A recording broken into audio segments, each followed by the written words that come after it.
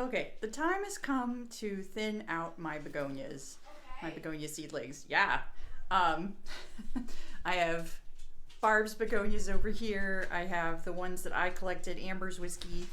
These are whiskey cocktail begonias, which are bronze leaved with white flowers.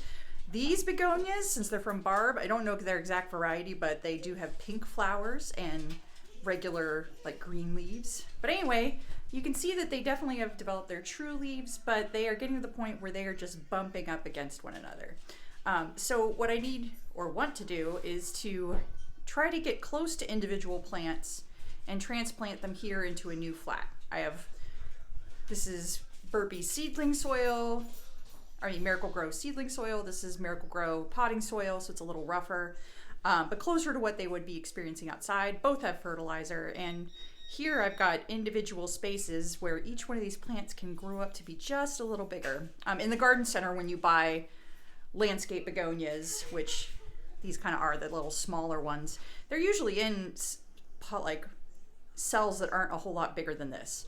So I feel pretty good about moving them up to this size and letting them thrive. Now, I've experimented a lot today.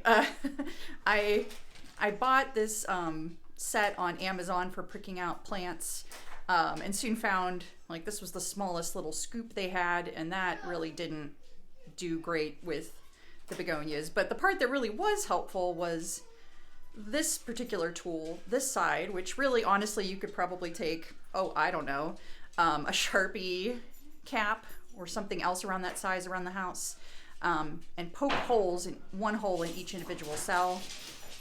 I tried scooping out with, this is a straw that I cut, come on, focus, that I cut kind of 1/2 off of to make a scoop, but that honestly didn't give me as much accuracy as I wanted. At the end of the day, what really worked was to take the small end of my little dabber, kind of poke a hole. Also, I sprayed down my soil, my new soil, just to make sure it's nice and moist on the surface. And then going through, let's find a nice little guy. Oh, here, let me zoom in for you. So we'll go in and find some plants that I'll gently pull up, and you can see I've got a little root system here. And what we're gonna do is just plop this guy in. Oh, sorry, this is hard to do while looking at, see, now that one is broken. See, no seeds attached to that one, so, but just double checking. This guy definitely has a little seed system still associated with him, so I am tucking him or her into this little hole and then gently pushing down the soil around it, making sure I still have some leaf exposure here so that it can get energy and hopefully start to flourish with a lot more space. So that's what I'm gonna do, a combination of a little poking like dabber tool and then grabbing individual plants nice and gently. And I can do this because I've got so many plants that if I break some of the root systems, it's really okay, because I have a lot of plants. Sorry for the swivel back and forth. I'm like trying to show you this as close as I can.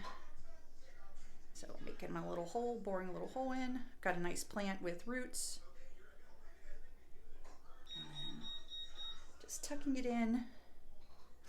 And because I sprayed down the soil, I have a good chance of the roots staying healthy and not drying out. It's another one that barely has a root, so I'm gonna probably ditch that.